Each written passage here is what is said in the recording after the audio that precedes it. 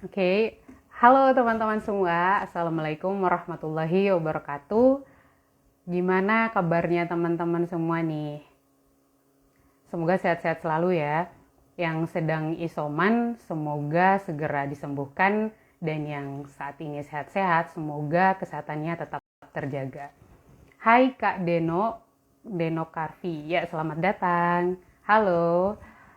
Oke, selamat datang teman-teman di Salam Diri, Sabtu malam diskusi ringan bersama Taraga Diri.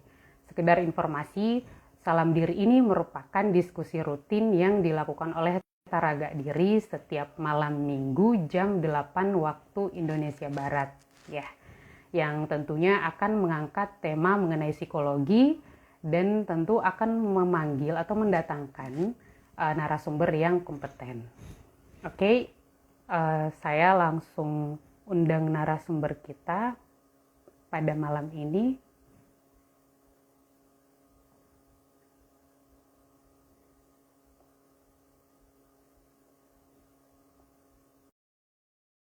Oke, ya sambil menunggu, jadi teman-teman yang ingin bertanya langsung saja diketik di kolom pertanyaan ya. Oke, halo Kak Bulia. Halo, selamat malam. Ya, gimana kabarnya Kak? Alhamdulillah baik. Masnya Alhamdulillah. Ya, iya Alhamdulillah baik juga Kak. Suaranya jelas nggak Kak?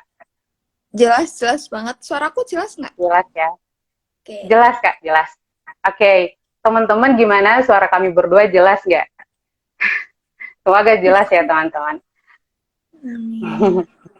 Oke, pada kesempatan kali ini kita ditemani oleh Kak Mulia Sulistiawati, Sarjana Psikologi. Saya akan menjelaskan sedikit tentang profil kakak ya. Ya, Boleh. jadi oke, jadi Kak Mulia ini merupakan mahasiswa magister psikologi di Universitas Surabaya dan saat ini juga bekerja di Dinas Kesehatan Kota Surabaya. Gitu ya Kak ya.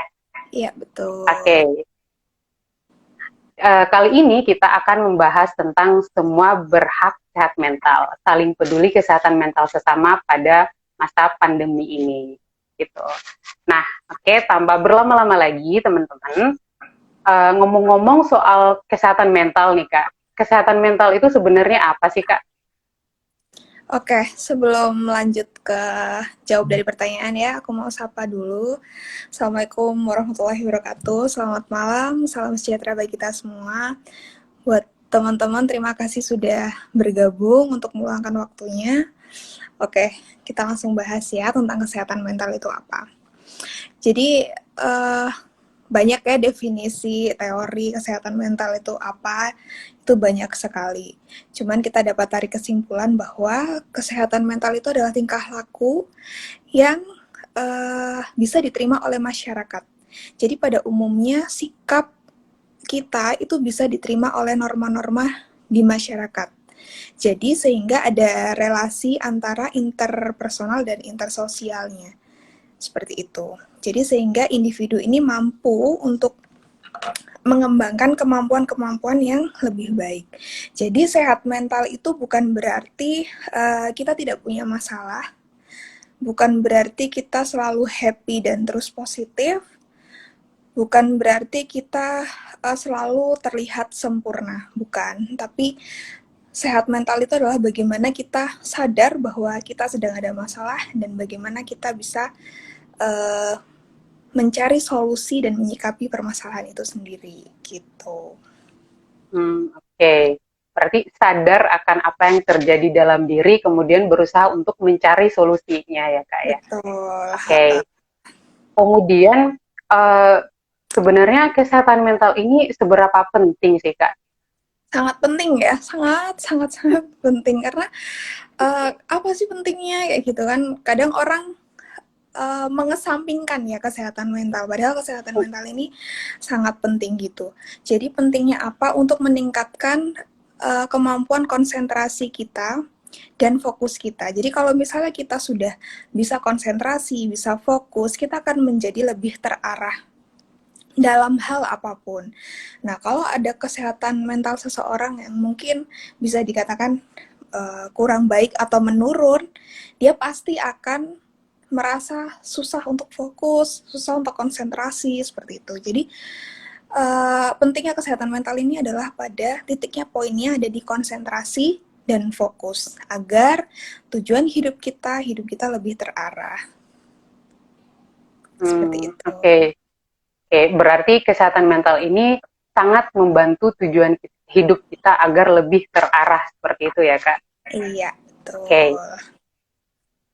Kemudian sebenarnya di mana sih kerap kita temukan persoalan kesehatan mental ini?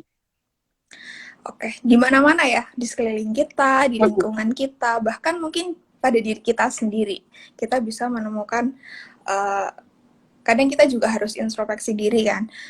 Kita ini lagi sehat nggak sih mentalnya, kayak gitu. Kadang kan perlu pemikiran-pemikiran seperti itu, gitu. Jadi sebelum kita melihat lingkungan sekitar, lingkungan di sekitar kita, kita lihat dulu nih diri kita. Jadi kita udah sehat belum nih mentalnya, gitu.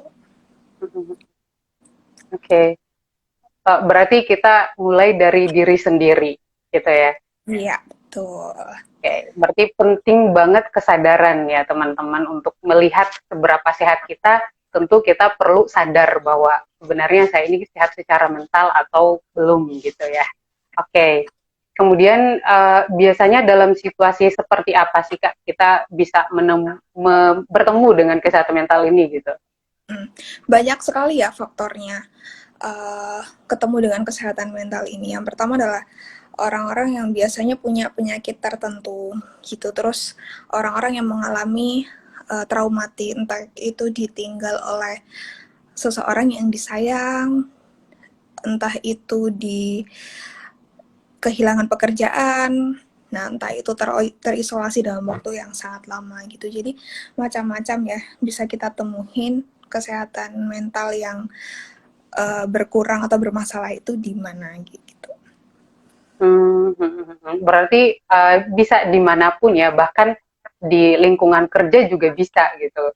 Di Iya, sekolah juga mungkin bisa ya Kak ya sebenarnya, sangat bisa kayak dimanapun. gitu. Oke. Jadi misalnya kayak ada, kalau permasalahan sekarang kan anak-anak pada online ya, kayak mahasiswa, entah itu mahasiswa, entah itu siswa, nah kayak gitu. Nah permasalahannya mungkin mereka susah untuk cari sinyal atau internetnya susah ditemukan kayak gitu. Orang-orang yang dengan kesehatan mental yang tinggi, dia akan mudah untuk mencari solusi. Oh, kalau misalnya di rumahku ini nggak ada internet, susah cari internet, susah cari jaringan, berarti aku harus ke lain tempat gitu. Tapi kalau orang yang dia kurang, dia kan ya udah nggak ada, kayak pasrah, lebih pasrah gitu, kayak nggak menemukan solusinya tuh apa gitu. Iya, berarti bisa dibilang bahwa dengan kita menjaga kesehatan mental kita, apapun permasalahan atau keluhan yang kita hadapi, kita akan bisa mencari solusinya. Dan itu sangat-sangat membantu kehidupan kita tentunya ya. Benar. Oke. Tadi kan di lingkungan sekolah ya Kak. Nah kalau di lingkungan kerja, tuh biasanya seperti apa Kak? Di lingkungan kerja, kebanyakan di masa pandemi ini ya, ketika orang terpapar COVID atau banyak sekali pasien yang terpapar COVID itu dia merasa cemas. Cemasnya akan gini, aku nanti lama nih Mbak sembuhnya, pasti lama, nanti pekerjaanku hilang, kayak gitu. Nah, dilema-dilema seperti itu tuh yang akan membuat orang ketika dia tidak mempunyai mental yang kuat dan merasa sendiri, dia akan mudah down dan larinya nanti sakitnya pasti ke fisik, entah dia menjadi sesak nafas, entah dia jadi susah tidur dan sebagainya, seperti itu.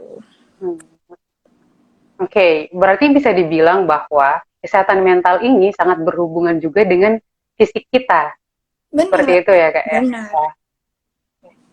Contohnya seperti tadi misal lagi tertekan atau down gitu ya, itu akan sangat berpengaruh dengan pola tidur kita, bahkan mungkin pola makan kita juga akan terganggu ya Kak. Kemudian nanti kita akan merasakan sakit fisik yang lain. Lambung gitu. Kayak gitu. Iya benar. Gitu. Entah mahnya kambuh, entah apa gitu. Iya benar. Iya, iya benar. Bahkan kadang kita tidak menyadari bahwa ketika kita stres itu akan malah akan membuat mah kita kambuh gitu ya, akan berhubungan dengan perut kita juga gitu. Ada Oke, juga oke, oke. pasien yang sakitnya larinya ke gigi, jadi sakit gigi. Mm-mm. Ketika konseling, ternyata stresornya ada diberhentikan dari pekerjaan seperti itu. Ketika sudah Mm-mm. menemukan pekerjaan yang baru ya sakit giginya hilang gitu. Jadi Mm-mm. Mm-mm. macam-macam uh, efek dari stres itu sendiri. Ada yang tidak merasakan apapun tapi kayak lemas, males, ngapa-ngapain gitu. Ada. Oke, gitu ya Kak ya. Oke, teman-teman yang baru bergabung, selamat datang. Ini tadi kayaknya ada beberapa yang ingin bertanya ya.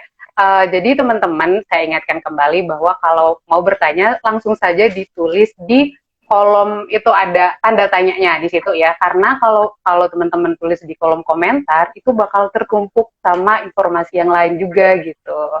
Oke teman-teman, jadi langsung bertanya aja. Oke, oke Oke. Kak, kita lanjut ya. Tadi kan udah disebutkan nih kesehatan mental di sekolah, kemudian di tempat kerja juga. Nah, kemudian ini di rumah Kak gitu. Misal ibu yang mungkin kerja atau ibu rumah tangga gitu. Nah, biasanya seperti apa sih Kak kesehatan mental biasa kita temukan gitu? Kalau ibu rumah tangga itu biasanya lebih gampang ini ya, karena di sisi lain dia selain uh, mungkin bosan karena di rumah terus dengan pembelajaran daring anak itu biasanya lebih mudah untuk marah karena apa yang dilakukan mungkin juga apa namanya bosan terus bingung mau apa yang harus dilakuin karena tiap hari juga pekerjaannya itu aja gitu kan. Bukan berarti tidak ada pekerjaan, nggak banyak kan pekerjaan di rumah yang harus dikerjakan kayak gitu. Cuman untuk biasanya kan kebiasaannya kan adalah anak menyiapkan anak misalnya berangkat sekolah. Nah ini anaknya sekolahnya di rumah. Otomatis kalau anaknya nggak bisa, yang ngajarin harus orang tuanya, ibunya kayak gitu. Jadi ada stres-stres sendiri. Jadi tertekannya ya karena itu tadi. Semakin banyak pekerjaan dan bosan gitu. Itu sih yang banyak ditemuin. Jadi larinya marah-marahnya itu pasti ke anak-anaknya. Ya, berarti penting juga ya bagi kita-kita nih sebagai anak untuk melihat kesehatan mental orang tua kita juga gitu atau orang-orang sekitar kita ya. Iya. Kayak gitu. Oke. Tadi ada pertanyaan dari Kak Ibnu nih. Ya, ini pertanyaan sebenarnya udah tenggelam nih. Teman-teman nanti langsung ditulis di kolom itu yang ada tanda pesan, tengah-tengahnya itu ada tanda tanya di situ ya. Tapi saya masih ingat tadi pertanyaan Kak Ibnu, gimana sih cara memeriksa kesehatan mental kita gitu, Kak? Iya, gimana sih Kak cara mengetahui kalau mental kita sedang tidak sehat gitu ya? Itu tadi yang Hmm. saya sebutkan bahwa ketika kita sudah mengalami susah konsentrasi, kita nggak fokus, ada gejala-gejala yang timbul, entah itu yang kita rasakan karena sakitnya kok nggak sembuh-sembuh padahal udah minum obat. Nah, itu harus kita selesaikan. Nah, nanti ada poin gimana cara menyelesaikannya. Kalau misalnya sudah dengan cara-cara yang dilakukan itu tadi, tetap nggak bisa, tetap ngerasa enggak deh, kayaknya aku kenapa ya aku ini kayak gitu, kayak jadi kayak bertanya-tanya gitu. Bisa dikonsultasikan ke tenaga yang lebih profesional. Kan sekarang banyak ya media konsultasi online, offline itu banyak, online juga banyak kayak gitu. Jadi ketika merasa kita udah kok aku nggak kayak biasanya ya kayak gitu, kok aku ada yang aneh nih kayak gitu, apa kayak gitu. Nah kalau kita belum menemukan, segera konsultasi ke tenaga yang lebih profesional gitu, Mas Ibnu, Faiz. Oke, gitu ya, Kak Ibnu. Oke, selanjutnya seperti apa sih dilema pandemi COVID-19 dilihat dari kacamata psikologi gitu? Ya dalam beberapa bulan ini, bulan terakhir ini ya, bisa dikatakan perkembangan kesehatan mental di Indonesia ini bisa jadi meningkat gitu. Karena apa? Meningkatnya akses layanan konsultasi psikologi secara online maupun offline. Terus banyak platform tentang kesehatan mental juga. Terus adanya layanan konsultasi di fasilitas kesehatan, baik itu di puskesmas atau di rumah sakit juga ada. Dan regulasi tenaga kesehatan yang patut diapresiasi gitu. Namun pandemi ini tuh membuat kita akhirnya merasa kayak dipaksa untuk selalu waspada terhadap serangan virus. Nah, kita menjaga nih fisik kita dari virus, tapi kita lupa bahwa ada loh yang harus lebih dijaga, yaitu kesehatan mental kita gitu. Kesehatan mental kita menghadapi situasi yang sebenarnya ini tidak pasti, nggak tahu kita kapan selesainya, nggak tahu ini mau sampai kapan. Nah, kadang kita lupa karena terlalu fokus sama kesehatan yang secara fisik. Kita mematuhi pakai masker, kita menjaga protokol kesehatan gitu. Tapi kita lupa bahwa ada yang harus dilindungi lagi selain kesehatan fisik, yaitu kesehatan mental kita. Gitu. Nah, pandemi ini sebenarnya sebagai pengingat ya buat kita semua bahwa kesehatan fisik itu tidak akan lepas dari kesehatan mental. Dan kesehatan mental tidak akan pernah lepas dari diri kita sendiri, dari diri seseorang gitu. Jadi kadang kesehatan fisik bisa ditentukan oleh kesehatan mental seseorang gitu. Jadi adanya permasalahan, adanya tekanan, adanya bahaya ancaman, itu kalau misalnya kita nggak tahu cara mengolahnya, itu akan menjadi seperti gunung es yang siap meleleh kapanpun dan menenggelamkan siapapun gitu. Nah, makanya bagaimana kita bisa mengontrol atau mengolah stres-stres yang terjadi itu tadi kita harus banyak-banyak cara. Biasanya kan tiap orang berbeda-beda ya mengatasi stresnya. Banyak cara. Nah, kalau misalnya dirasa memang sudah aku nggak bisa nih sendiri nih, aku nggak bisa. Nah, itu harus datang ke tenaga yang lebih profesional. Gitu. Oke, Kak, berarti memang sekali lagi ya teman-teman, ternyata kesehatan secara fisik itu sangat sangat berhubungan dengan kesehatan mental atau psikis ya, Kak ya. Nah, Iya, Kakak pernah menemukan kasus nggak sih selama bekerja di dinas kesehatan gitu? pernah ya. Mm-mm. Jadi waktu enggak di rumah sakit ya, di rumah sakit itu ada seorang pasien, dia terpapar COVID, dia ditinggal oleh ibu. Sebelum ibunya, jadi ayah, ibu itu juga terpapar COVID. Jadi ayahnya dulu yang meninggal, kemudian ibunya. Sedangkan dia ini kerja sebelum ke Surabaya, dia kerjanya di Papua. Nah, akhirnya dia ke Surabaya ingin menengok ibunya. Dia nggak tahu nih kalau ibunya ternyata di ICU. Nah, gitu akhirnya waktu dia udah nengok ibunya, ternyata ibunya di ruang ICU dan saudaranya tuh nggak ada yang ngomong gitu, nggak ada yang ngomong. Baru ngomong ketika dia datang ke Surabaya. Otomatis kan dia down banget, sedangkan dia anak satu-satunya. Gitu, jadi dia adalah anak satu-satunya. Nah, ternyata dia juga terpapar. Jadi dia sama istrinya ini terpapar juga. Sedangkan istrinya itu baru melahirkan anak usia 8 bulan. Kayak gitu. Jadi kayak complicated banget kan permasalahannya. Oke. Dia pertama dia demam. Dia demam, terus dia butuh oksigen, dikasih oksigen, dirawat di rumah nggak bisa, dia akhirnya ke rumah sakit. Sampai di rumah sakit, dia lari ke ICU, jadi di ICU, dia udah kesadarannya udah nggak karuan, karena mungkin oksigen yang di dalam tubuhnya juga kurang, akhirnya ngomongnya mulai ngelantur. Jadi kayak, aku dibawain es campur dong, tapi dalam bentuk gambar, gitu. Jadi udah mulai ngelantur, diajak ngomong, diajak ngobrol itu udah nggak bisa, karena sampai tangannya tuh diikat, benar-benar yang diikat, dia pengen mengutarakan sesuatu tapi kayak nggak bisa gitu loh, pengen ngomong sesuatu tapi nggak bisa. Nah akhirnya di malam hari keberapa ya, aku lupa, dia pengen video call sama orang rumahnya. Akhirnya dia dikasih HP video call, dia pesan sama mertuanya, bapak saya nitip si istrinya sama anaknya gitu. Besok paginya udah nggak ada gitu.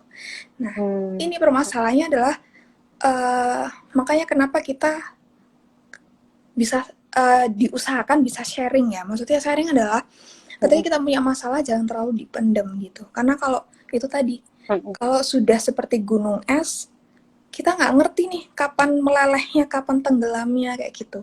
Kita pengen nyelesain tapi di saat kondisi kita sudah lemah gitu. Itu sih yang terparah kalau menurut aku ya, kasus itu. Seperti itu. Dan itu tadi disebabkan karena kurang sharing gitu ya Kak?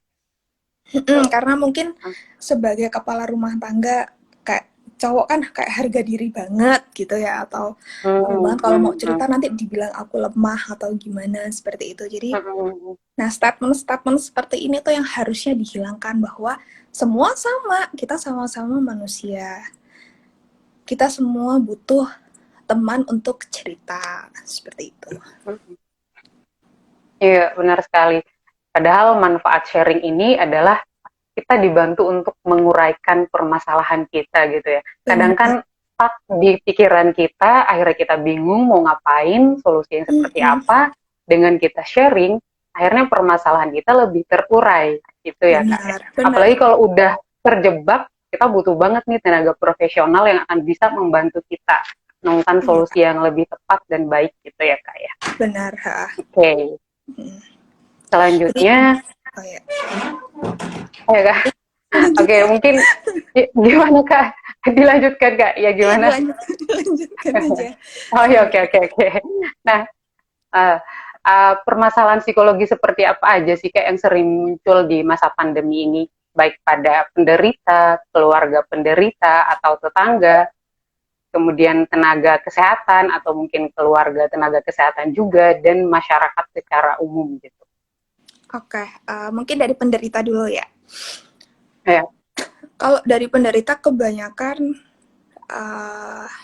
ya itu tadi ada depresi ada, tapi kebanyakan adalah kecemasan. Itu tadi kecemasan, takut dia nggak bisa sembuh, takut dia dikeluarkan dari pekerjaannya, takut dia nggak bisa cari nafkah lagi, seperti itu. Jadi ketakutan itu sih yang sering muncul di kayak kecemasannya dia.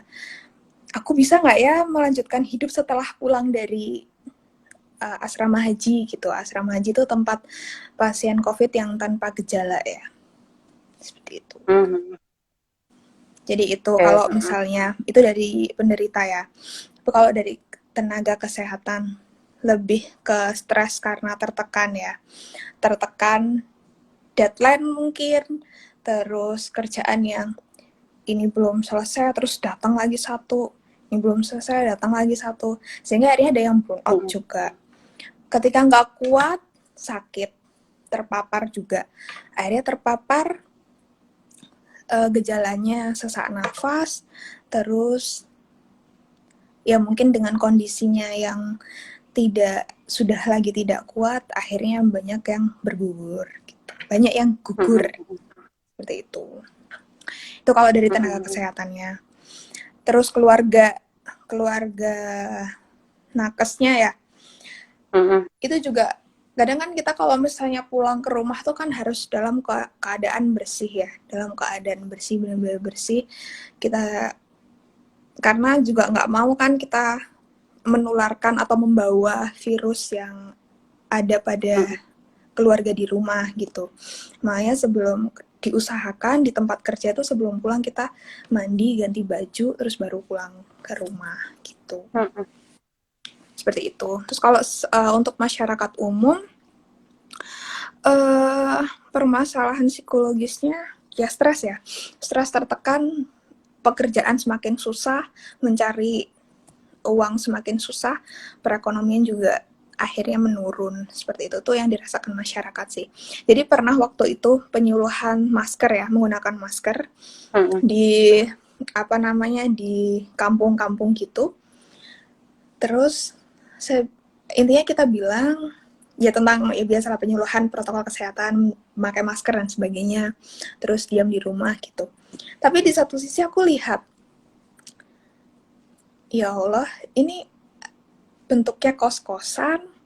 Kalau orang disuruh diem aja di kosan juga pasti bosan dan sebagainya. Akhirnya ibunya ngomong, Mbak, kita tuh nyari makan buat sehari-hari aja udah susah, apalagi disuruh diam di rumah. Itu langsung kayak,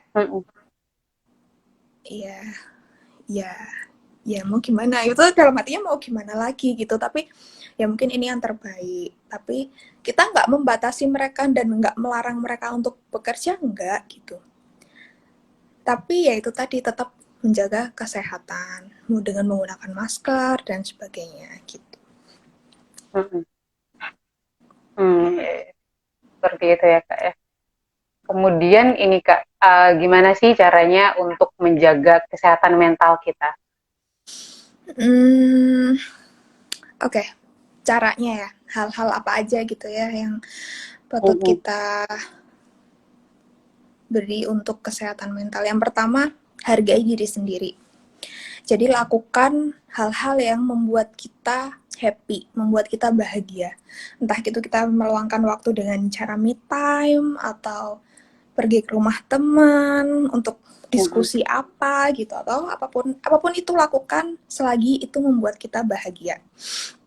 Terus bersyukur atas hal-hal yang kita dapatkan, kita rasakan, itu juga membantu kita untuk bisa menghargai diri kita sendiri. Nah, sebaliknya kita jangan pernah membanding-bandingkan diri kita dengan orang lain. Jadi ketika di masa pandemi ini mungkin apa ya, kalau di Jawa bahasanya sawang sinawang, kalau di Lombok dia gimana? Tahu nggak bahasa itu? Gimana ya Kak? Bisa dideskripsikan nggak Kak? Sawang sinawang. Jadi kayak apa ya, Indonesianya tuh, bahasa Indonesia itu kayak ya orang tuh lihat dari sisi luarnya aja gitu, nggak ngelihat sisi dalamnya. Kita membandingkan diri kita dengan wah enak ya kehidupannya mereka kayak gini, mereka bisa kayak gini dan sebagainya itu, tanpa kita sadari bahwa kita baru cuma lihat covernya toh, nggak lihat dalamnya gitu. Jadi ya tuh yang pertama harga diri sendiri tuh ya. Terus kelola stres dengan baik. Jadi setuju atau enggak, suka atau tidak, stres itu sudah menjadi bagian dari kehidupan kita sehari-hari. Stres ini nggak mungkin bisa untuk dihindari. Nah, makanya cara yang bisa kita lakukan adalah bagaimana mengelola stres itu sendiri. Jadi membuat pikiran kita tenang, beraktivitas juga enak gitu kalau pikiran kita tenang kan. Dalam pekerjaan, mengerjakan tugas kuliah juga kalau kita pikirannya tenang kan enak gitu. Nah itu, jadi kelola stresnya harus dicari cara-cara macam-macam kan ya, tiap orang beda-beda gitu. Terus akui perasaan dan emosi yang negatif. Nggak apa-apa kita ngerasa kecewa, kita ngerasa sedih, ketika kita pengen marah, it's okay, nggak apa-apa gitu. Bukan berarti kita harus, aduh aku nggak boleh marah, aku nggak boleh marah, aduh aku nggak boleh sedih. Nggak apa-apa kayak gitu. Karena dengan hadirnya emosi-emosi itu tadi akan membuat kita menjadi manusia seutuhnya gitu. Ada pepatah mengatakan kamu berpikir maka kamu ada.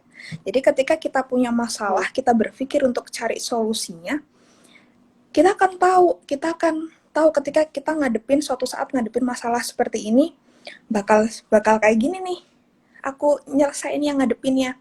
Begitu juga seterusnya. Jadi ketika kita sudah punya masalah-masalah tertentu, kita udah tahu cara menyelesaikannya seperti apa gitu. Terus tetapkan tujuan yang realistis. Jadi kalau kita udah punya tujuan, kita udah tahu kita harus ngapain aja, dan itu lebih terarah. Tadi kan poinnya di kesehatan mental tadi kan fokus dan konsentrasi ya. Nah kalau kita bisa tetapkan tujuan yang realistis, kita akan menjadi lebih terarah gitu. Terus selanjutnya sayangi tubuh sendiri.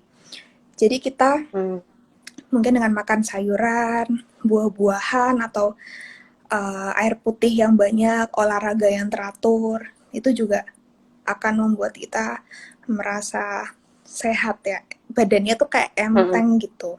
Atau meditasi juga boleh gitu. Terus pelihara hubungan dengan orang lain. Itu juga penting banget.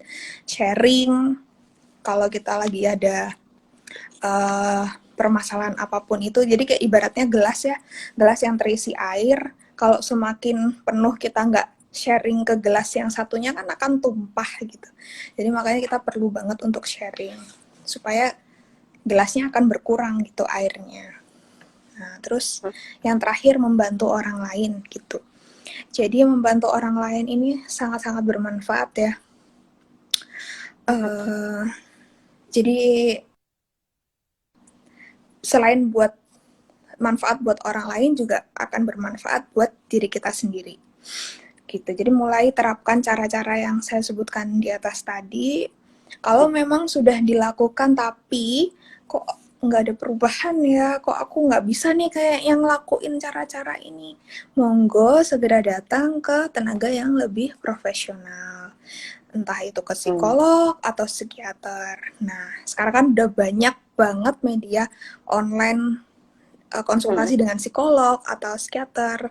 Nah itu udah banyak banget. Kalau misalnya malu ketemu offline, tapi jangan pernah malu ya, karena orang yang datang ke psikolog itu bukan orang-orang yang benar-benar sakit jiwa gitu kan. Pandangan orang masih seperti itu ya, dan itu harus dihilangkan seperti itu. Oke, Kak. Nah, tadi saya sempat ngutip salah satu cara tadi, self love atau mencintai diri sendiri ya, gitu. Nah, ini menarik nih sebenarnya.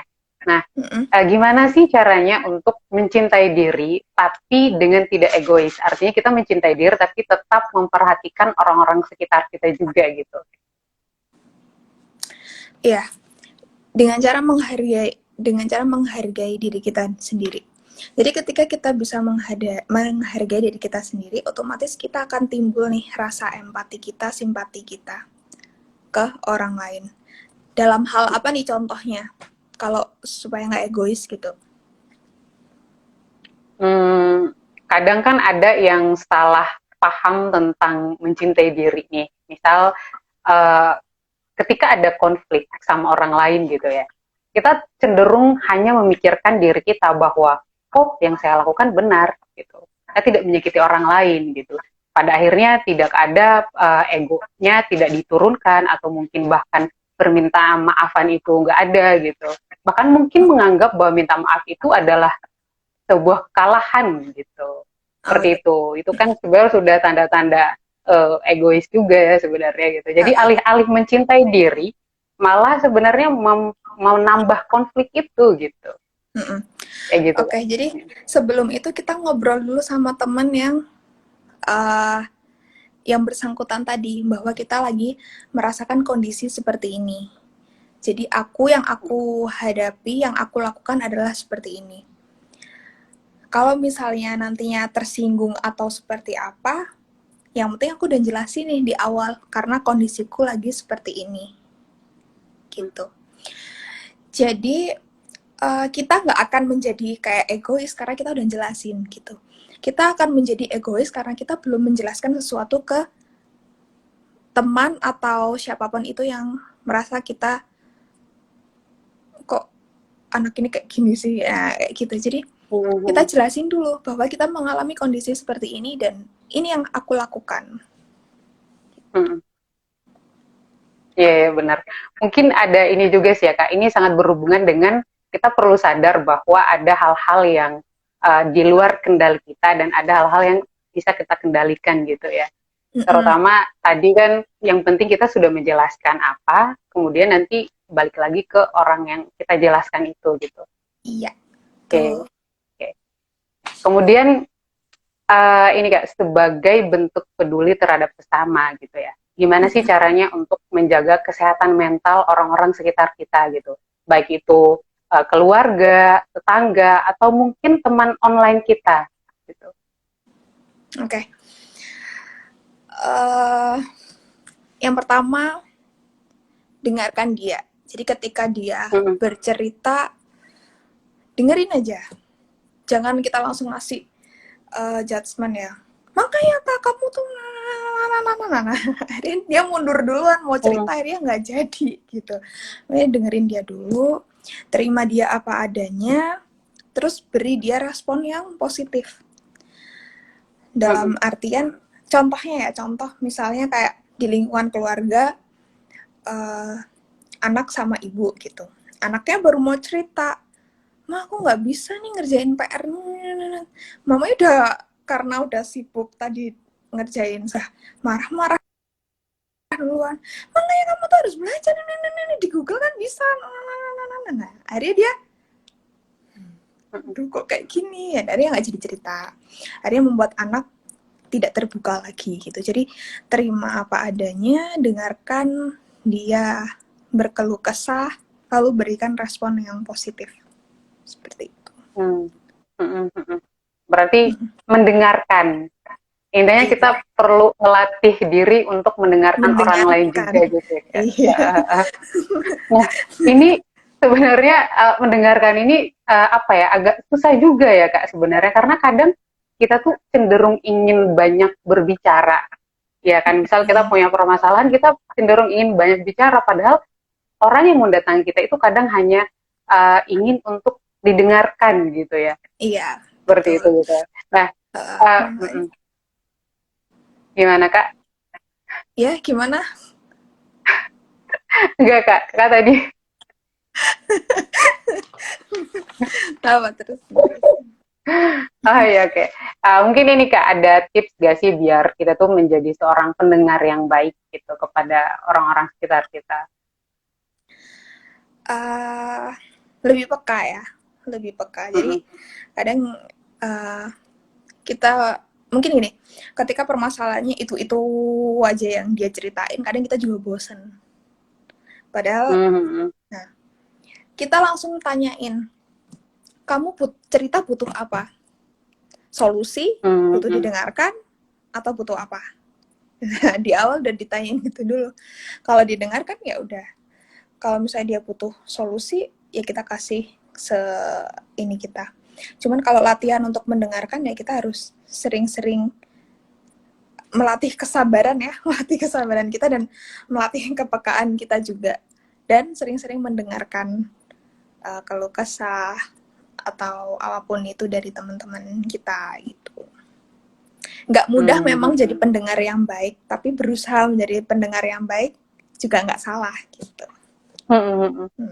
Iya, benar banget ya Kak. Tadi ya poin-poin itu sangat penting tadi, bahwa ketika orang lain datang ke kita gitu ya, kita perlu bertanya, kamu kesini apakah ingin didengarkan, ingin diberikan solusi, atau bagaimana gitu, biar bisa komunikasinya secara terbuka juga gitu ya Kak, dan nyambung juga gitu. Iya, iya, iya. Emang apa ya, uh, kesehatan mental ini kan emang nggak cuman buat kita juga ya Kak, tapi juga untuk orang-orang sekitar kita, karena energi itu bisa saling transfer gitu loh. Kalau misal orang-orang sekitar kita sehat mental, otomatis kita juga akan seperti itu gitu ya. Ya, betul Oke, banget. oke, oke. Oke, tadi ada salah satu poin tentang membandingkan diri ketika membuka media sosial gitu Kak. Nah, dan fenomena ini sering terjadi karena kan di masa pandemi ini kita banyak menghabiskan waktu di depan handphone gitu ya, di depan Android gitu ya. Nah, gimana sih caranya kok biar kita itu nggak yang membandingkan diri dengan orang lain gitu. Kadang kan ya kayak tadi kan, ketika kita melihat sesuatu di dalam postingan itu, kita cenderung berpikir bahwa wah, rumput tetangga ini emang lebih hijau gitu. Kayak gimana Kak? Soalnya kan kadang-kadang ada rasa iri, dengki mungkin ya kayak gitu, yang akhirnya kita nggak suka sama orang itu gitu. Oke, kalau misalnya iri dengkinya membuat kita termotivasi, it's okay, nggak masalah. Jadi kayak misalnya, wah dia pinter banget sih orang ini, aku iri deh. Nah jadi tumbuh nih rasa kita pengen belajar terus. Tapi, nah itu kan positif ya, nggak masalah. Mm-mm. Tapi kalau misalnya jatuhnya ke arah negatif, kita stop. Oke, aku nggak mau lihat dia lagi. Nah, sampai kita benar-benar merasa bahwa ya udahlah, aku terima diriku apa adanya. Gitu. Jadi lebih ke menghargai diri sendiri. Yang tahu batasannya adalah kita. Selagi membandingkan dalam hal untuk yang lebih positif, it's okay, nggak masalah. Tapi kalau dibandingkannya untuk ke arah negatif, kita stop. Jadi kita kita kasih waktu ya, kasih timer pada diri kita sendiri. Udah stop, aku nggak mau lagi, nggak mau gitu. Karena jatuhnya negatif pada diri aku gitu. Tapi kalau misalnya itu yang positif, nggak masalah. Itu menurut aku ya gitu. Hmm, berarti balik lagi ke diri kita. Kita perlu tahu batasan kita sampai mana gitu. Iya. Ya, Kadang kan apa yang berhenti kita rasain, scrolling.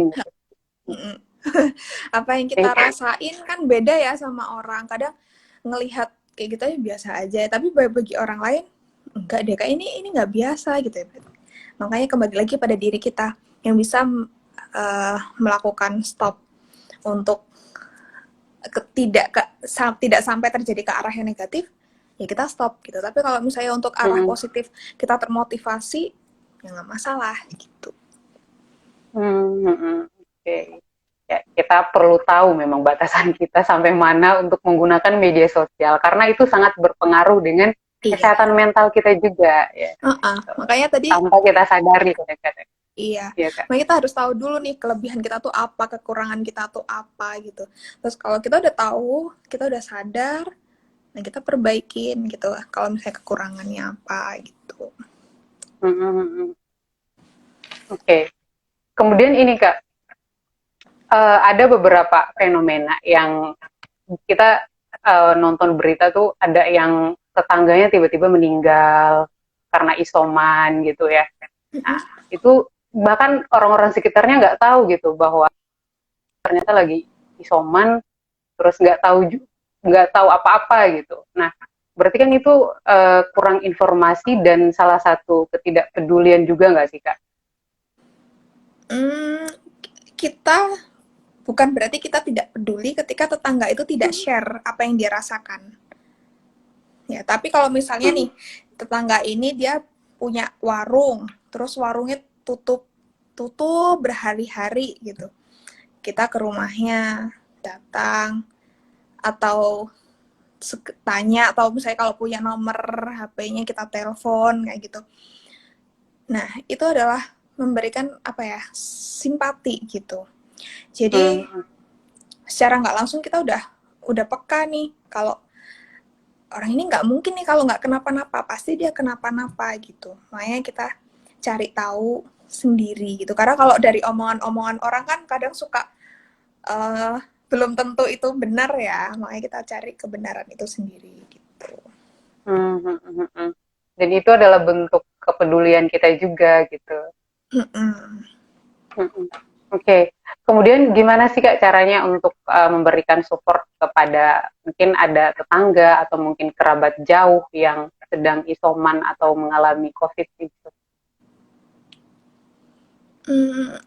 Lebih peka ya. Lebih peka ini dalam artian nggak selalu intens tanya kabar, tapi ya sekali waktu kita tanya gitu, kayak kabar. Karena kan kalau misalnya kita tanya terus-menerus, kita takut juga kan mengganggu istirahatnya mereka gitu. Makanya kita tanya kabar, terus kita tanyakan butuh apa gitu, apa yang dibutuhkan, seperti itu. Jadi itu kan salah satu bentuk support juga ya, kayak wah ada yang masih peduli sama aku gitu. Ditanyakan langsung aja. Jadi kayak butuh apa yang dirasakan, terus sekarang pengen apa, kayak gitu. Lebih ke arah itu sih. Kalau jadi istilahnya gini, kalau memang mereka menutupi ya, defend gitu, dalam artian mereka nggak mau cerita, ya udah kita nggak bisa maksa kan. Tapi kalau misalnya memang kita tanya seperti itu, dia cerita, ya alhamdulillah, seenggaknya dia percaya sama kita, atau enggak kita bisa mengurangi beban yang dia rasakan gitu. Hmm. Iya, iya. Atau bahkan mungkin bagi kerabat dekat kita, kita bisa juga langsung bawakan kebutuhan mereka. Jadi kayak ibaratnya ngasih surprise gitu. Pasti kan ada kebahagiaan tersendiri bagi mereka Iya, gitu ya. Ya betul. bahwa wah ini saya dipedulikan kayak gitu-gitu kan Kak ya. Iya, benar Oke. banget. Kemudian sebenarnya manfaat secara psikologis ketika kita peduli kepada orang lain itu kayak gimana sih Kak? Hmm, bisa merasakan simpati yang lebih ya. Dalam artian Hmm.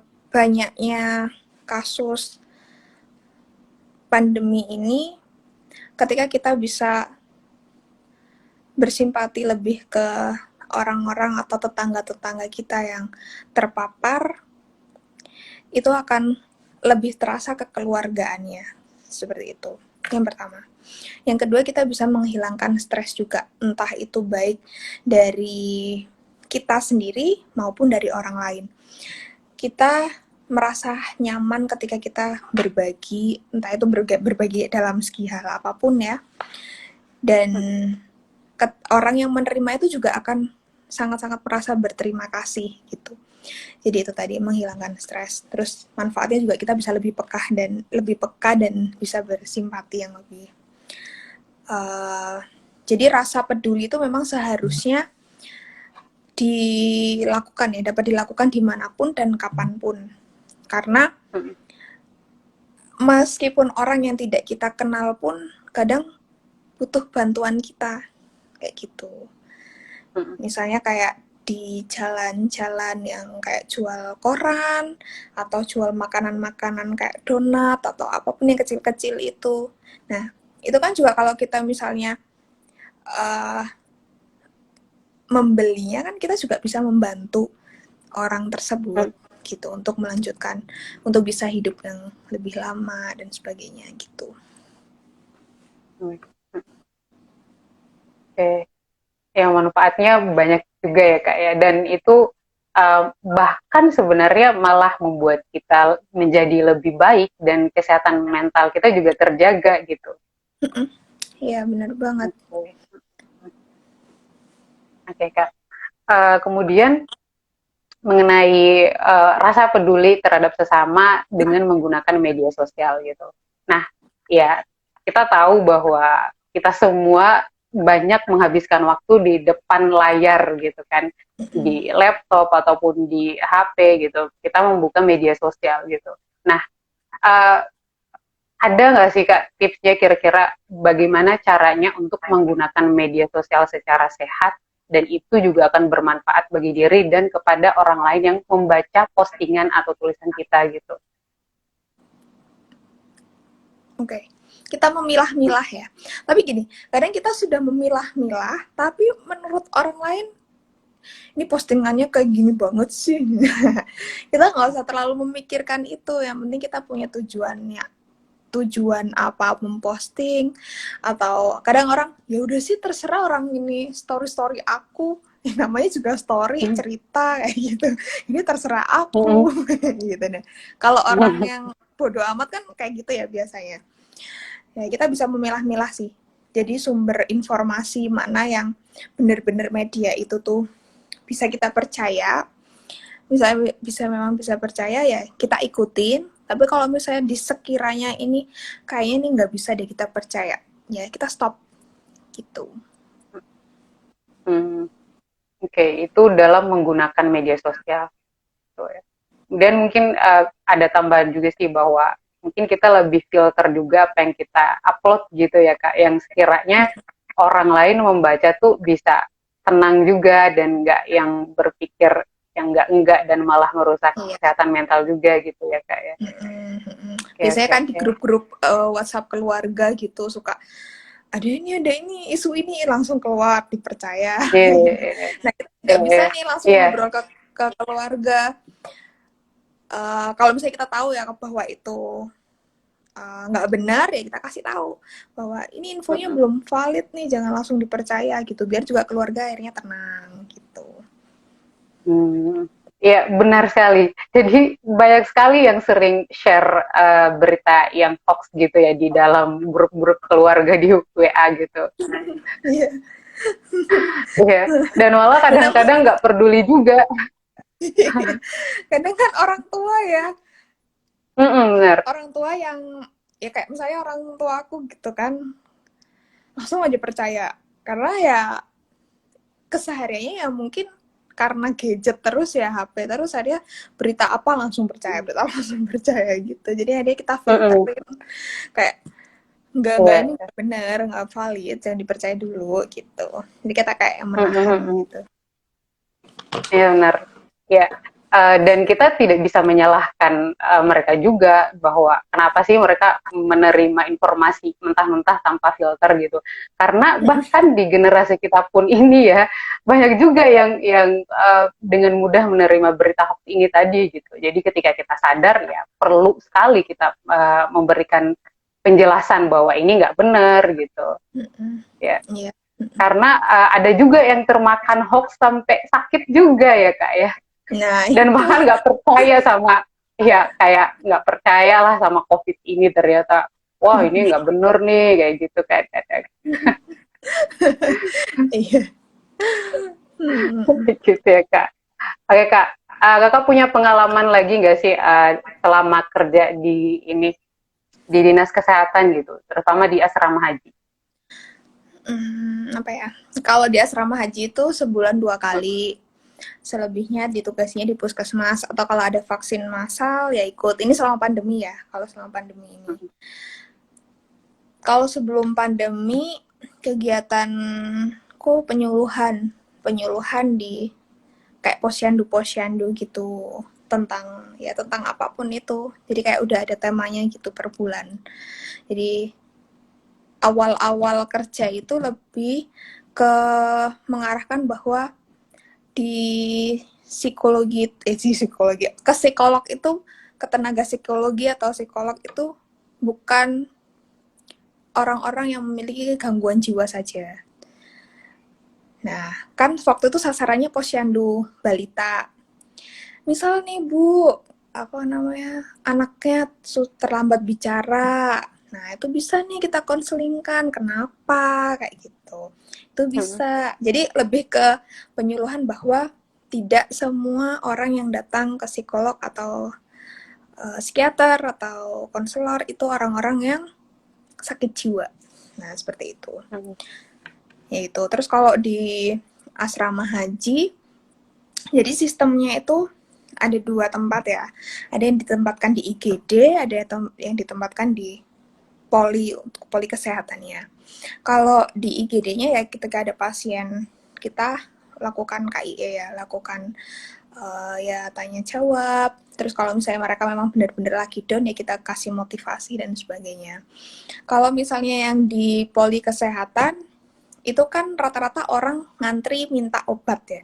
Nah, minta obat. Tapi kalau misalnya dirasa sakitnya nggak sembuh-sembuh, ya dirujuk ke tenaga psikologinya gitu. Jadi tapi kan nggak mungkin kita konseling lama gitu kan, enggak.